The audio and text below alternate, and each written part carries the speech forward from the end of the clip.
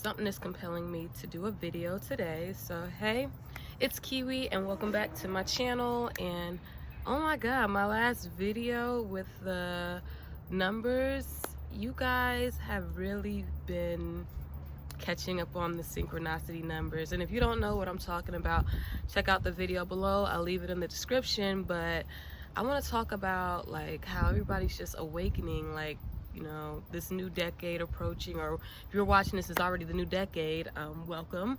But it's amazing how everybody's starting to resonate with, you know, the universe a little bit more, like how the numbers are starting to make, well, I don't know if it's making more sense, but it's more so that you're cognitive, that it's not just 1111, you're seeing a lot of numbers, or it's just a lot more coincidences popping up. And with that being said, I think the subject of empath is coming up a lot, and this subject is about, are you an empath or not?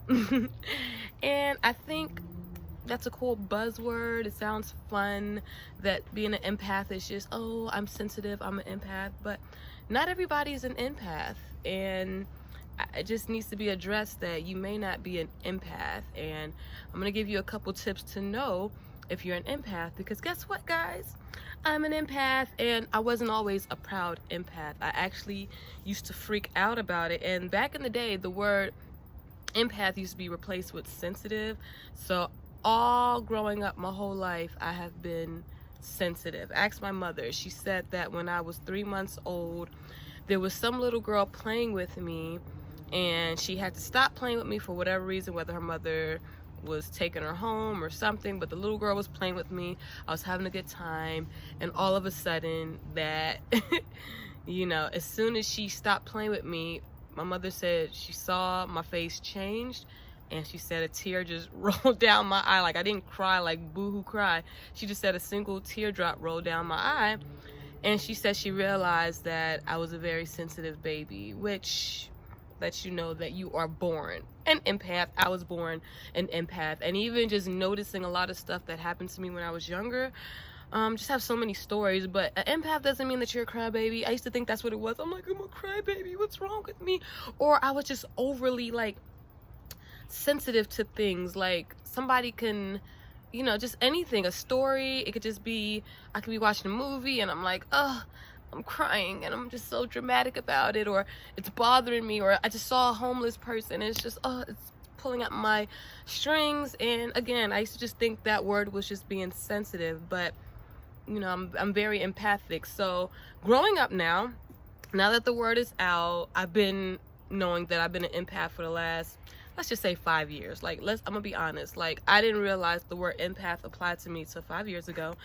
And you know, it's been cool because now I know I'm not like just this anomaly over here, just, oh yeah, you're just sensitive, losing your mind. It's part of being a spiritual awakened person, and a lot of us coming here are born empaths. And there has been some celebrities coming out now, I'm not going to name any names, but you know, they're claiming empath. And honestly, are you an empath, or you are a super introvert, or do you have anxiety? Because that doesn't make you an empath. Just because you have anxiety or you don't like being around people, that's not being empathic. You really might just have anxiety.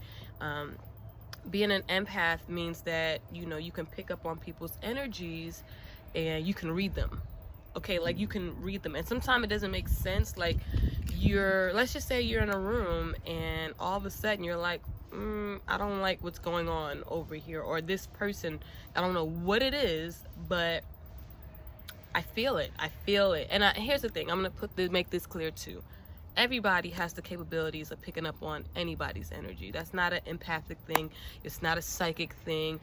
We all are in tune, or if you're in tune, you'll pick up on it more. But if you're an empath, it's just almost instant. You're like, what is this feeling? Like, what is this? And because sometimes you can't read it right away, but you just know the energy's off. So you're very sensitive to energies. You're very sensitive to not even just energies, to people's tone of voice. You're sensitive to just how people interact with you, and you can tell if it's really happy, if it's genuine, or if it's just straight up, oh no, there's something off. So I just want to touch base on that being an empath means that you know, you pick up on it, you feel it, and you process it. And sometimes, here's the bad part, you can absorb it. Okay?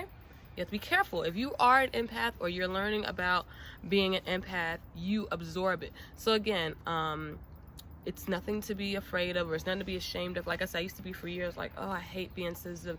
Why am I always crying? Or why am I always doing extra for people? Why is my heart like, I feel like I'm the opposite of the Grinch. Like, you know how the Grinch's heart was 2 times too small? I felt like my heart was 2 times too big, because I'm just like, why am I just so nice? Or, you know, or why am I just overly doing this? Because empaths are healers.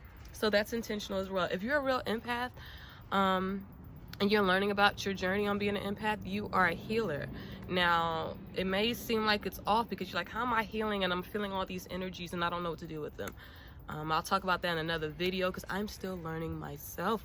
But when you're an empath, your responsibility is to heal. So you take these energies and you're somehow supposed to be able to transmute those energies and direct people. We're directors, to be honest with you. We're leaders and we're directors.